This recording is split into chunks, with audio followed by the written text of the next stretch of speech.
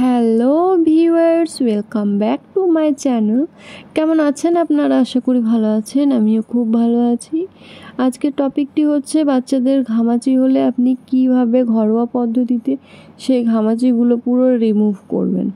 তো দেখতে থাকুন, ভিডিওর সাথে থাকুন, এবং ভিডিও ভালো লেগে থাকলে প্লিজ চ্যানেলটি সাবস্ক্রাইব করে দিয়ে পাশে থাকুন। তো এই যে দেখতে পাচ্ছেন, এটি আরিশের এরকম হয়েছিল, গোটা গায়ে এরকম ঘামাচি হয়েছিল। এটি আরিশের হাতের ক্লিক করা পিক ছিল আগেরটা। তো এই যে গায়ে লাল লাল ঘামাচি বেরিয়ে যায়, ফুল বডিতে আরিশের হয়েছিল। আমি কিভাবে সেই ঘামাচিগুলো পুরো টোটালি রিমুভ করলাম সেটাই আমি আপনাদের বলবো। তো বাচ্চাদের প্রথমত হালকা পাতলা, যেমন ফুটো ফুটো রয়েছে এরকম ডিজাইনের মতো কাপড় পরাবেন, যাতে হাওয়া প্রবেশ করতে পারে।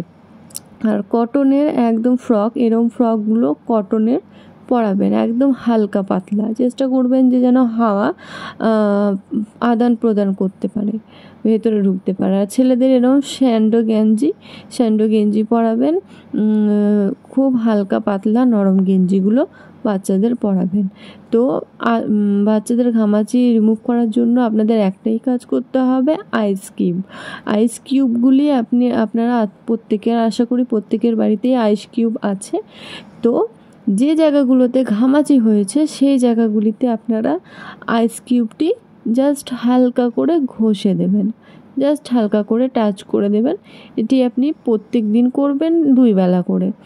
ওই যে জায়গাগুলো ফুল বডিতে যদি হয়েছে, তো ফুল বডিতে কিন্তু আইস কিউবগুলি ঘষে দেবেন। যদি ঠান্ডা লেগে থাকে অবশ্যই আমি বারণ করব, ঠান্ডা লেগে থাকলে কিন্তু আইস কিউব কোনো রকম ঘষবেন না, তাহলে বাচ্চার ঠান্ডা আরও বেড়ে যাবে।